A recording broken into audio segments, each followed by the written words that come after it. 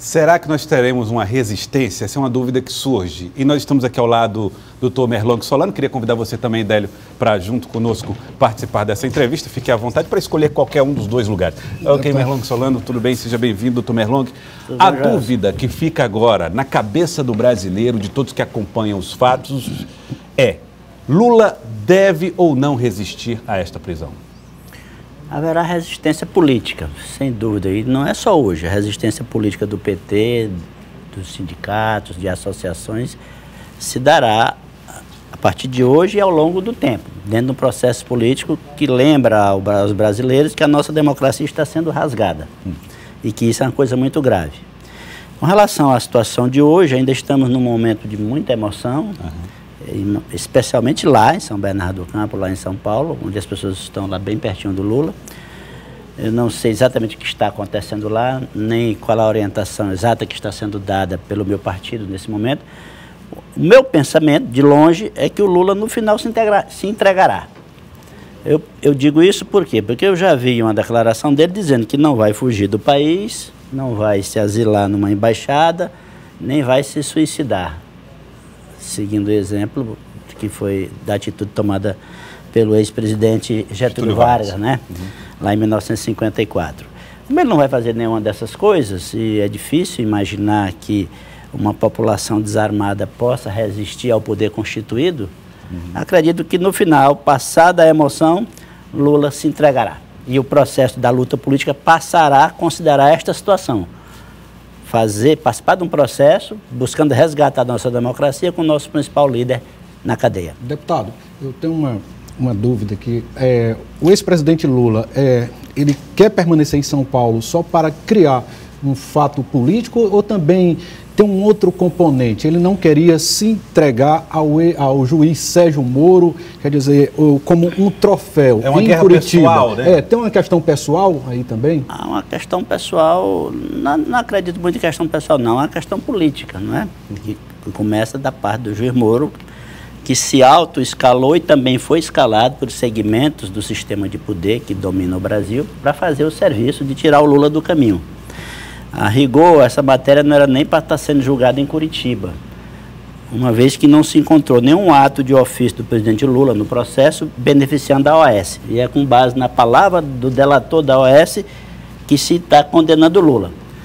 Ele tinha efetivamente alguns contratos com a Petrobras, era preciso fazer alguma vinculação de uma acusação contra o Lula e a Petrobras para poder o Moro ser o juiz escalado, porque o Moro já era o juiz que estava julgando as acusações de irregularidades na Petrobras. Então eles forçaram a barra, mas a rigor, como não há nenhum ato de ofício do Lula beneficiando a OAS, o juiz natural do caso, para este caso do triplex, não era em absoluto o Sérgio Moro, era a Justiça de São Paulo. Também tem esse lado jurídico aí. Então, a acusação é por um ato em São Paulo, o Lula teria sido beneficiado num apartamento que fica em São Paulo. Caberia, então, do ponto de vista do funcionamento normal da justiça brasileira, o julgamento à Justiça de São Paulo. Mas tem uma simbologia de ele se entregar ao juiz Sérgio Moro e a outra de ele ser preso no Sindicato dos Metalúrgicos de São Paulo, que é onde ele fez boa parte da luta dele. O recorte histórico é diferente, né? Pois é, como nós entendemos, há uma coerência. Como nós entendemos que o que está acontecendo é uma condenação política, mesmo ao custo de rasgar a Constituição brasileira, no elemento da presunção da inocência está rasgado, porque não apresentaram prova. No elemento da condenação, da prisão só após trânsito em julgado, está rasgado. Inclusive, inverteram a ordem de julgamento do Supremo Tribunal Federal. Julgaram primeiro o habeas corpus do Lula e não a ação declaratória de inconstitucionalidade no caso da prisão de segunda instância, que esse processo está lá. E tem como relator, se eu não me engano, o juiz Marco Aurélio Melo. A presidente do Supremo deliberadamente inverteu, para jogar o peso só em cima do Lula. Então, como é um processo político, e o Lula começou a sua carreira política em São Bernardo do Campo e foi preso político da ditadura em São Paulo, também tem esse aspecto político. Nós já estamos fazendo a luta política na forma até digamos assim, de cumprir forçosamente uma decisão judicial. Mas descumprir decisão não deve ser o plano?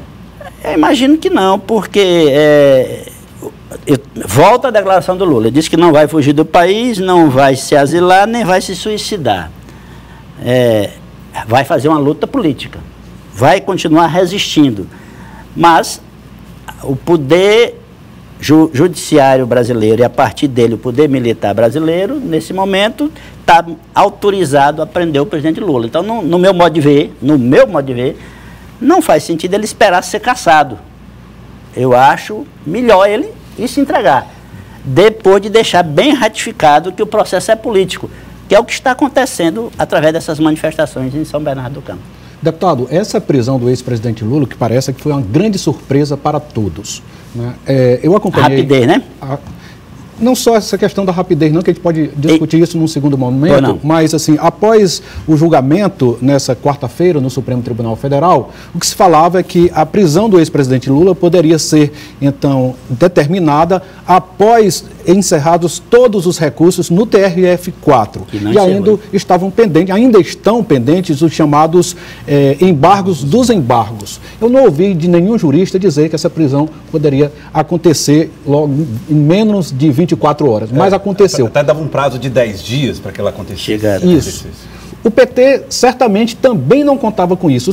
Isso quebrou a estratégia do partido de manter o ex-presidente Lula, então, na vitrine, viajando pelo país e carregando a tiracolo um plano B, que embora o PT não diga, mas certamente nos bastidores trabalha com essa perspectiva? Bom, a prisão do Lula quebra a nossa estratégia de ter o Lula no nosso meio, viajando todo o Brasil, articulando a imensa popularidade que ele tem, indo ao encontro do nosso povo. Inegavelmente houve esta quebra, não há como negar.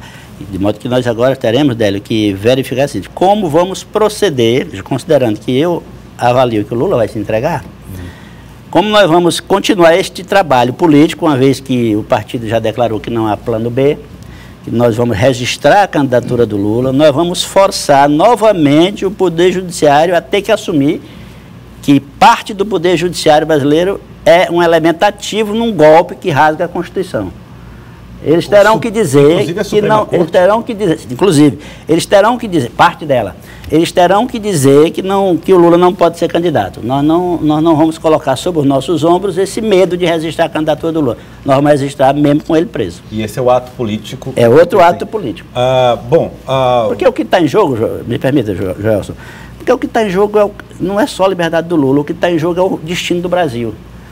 O Brasil volta para um projeto de desenvolvimento com inclusão social, o Brasil volta para a órbita do capital financeiro, crescimento com concentração de renda. Esse é o que, no fundo, que está em jogo. No âmbito internacional, o que está em jogo é o Brasil é protagonista, como foi na política internacional com Lula e Dilma, ou volta a ser um cordeirinho na mão dos Estados Unidos, como sempre foi a maior parte da sua história. Houve um período também com Getúlio Vargas em que a gente teve coragem de ser protagonista, mas na maior parte da nossa história, a nossa política externa foi de um país acovardado, que não tinha sequer coragem de utilizar a sua enorme capacidade econômica para se fazer mais presente no mundo. E nós fizemos isso. O BRICS era um elemento de altíssimo risco para os interesses geopolíticos dos Estados Unidos. O acordo com Rússia, Índia e China. E África do Sul. E África do Sul. Esse é o problema na sua no âmbito internacional. Agora, doutor Merlong, eu ouvi também de petistas o seguinte: com a prisão de Lula, agora nós podemos fazer o discurso da vítima, de vitimização. Vocês já preparam esse discurso, essa estratégia também? Não precisa fazer o discurso, é só mostrar os fatos. É só mostrar os fatos. Azeredo da Silveira foi condenado, Mensalão Tucano, o ex-governador Azeredo da Silveira de Minas Gerais, foi condenado em segunda instância. Mensalão Tucano, que está completando 20 anos agora. Completando 20 anos. E não acontece nada com ele. Em pouquíssimas horas o Sérgio Moro já decreta a prisão do Lula, quando ainda tem embargos, como já foi dito aqui, ainda tem alguma coisa que ele possa discutir, mais em relação à formalidade, porque o mérito já não há mais o que fazer em relação ao mérito. Mas, pelo menos no âmbito do Sérgio Moro e no âmbito do Tribunal Federal da 4ª Região. Ainda pode ser feita alguma coisa no âmbito do Superior Tribunal de Justiça e do próprio Supremo Tribunal Federal, quando o mérito estiver sendo julgado nestas instâncias. Veja, o Moro manda prender o Lula em pouquíssimo tempo e o Azevedo da Silveira está lá há quanto tempo? condenado em segunda instância. Deputado, o senhor falou ainda que o PT continua trabalhando com essa possibilidade do Lula candidato, mas a gente tem informações também, embora de bastidores, de que a prioridade do partido agora vai ser, então, fazer uma grande bancada federal já de olho nas eleições, não só deste ano, mas quer dizer, do próximo, né? Porque quando a legislação eleitoral vai estar mudando e o partido precisa ter um fundo eleitoral, né, com muito vultoso, porque isso vai ser importante para a sobrevivência. O partido, então, está com essa estratégia como uma estratégia de sobrevivência, de ter um fundo partidário maior, uma grande bancada na Câmara, um tempo de televisão, que isso para fazer uma retomada, não em 2018, uma reconstrução, mas em 2022. Precisamos dialogar com essa realidade em que, de um lado, o mundo político está sendo questionado pela sociedade de maneira muito justa, há uma enorme falta de credibilidade nos políticos, em que, de outro lado, nós somos atacados por uma parte do poder que manda nesse país, que inclusive gostaria de tirar o PT da legalidade. É preciso o PT levar isso em conta e traçar uma estratégia. Então, de fato, além de eleger governadores, reeleger o nosso governador Wellington Dias, por exemplo, ter candidatos com capacidade de conversar e de interagir com a sociedade para a gente eleger uma boa bancada federal. Esse é um elemento muito importante no processo político a partir de agora. Disso você tem razão. Eu queria agradecê-lo, doutor Merlong Solano, deputado Merlong Solano, muito obrigado pela participação conosco aqui no Jornal do Piauí. Obrigado. Obrigado, boa tarde. Délio Rocha, obrigado a você. Continue conosco, daqui a pouco nós vamos falar mais a respeito de política. Obrigado, Délio.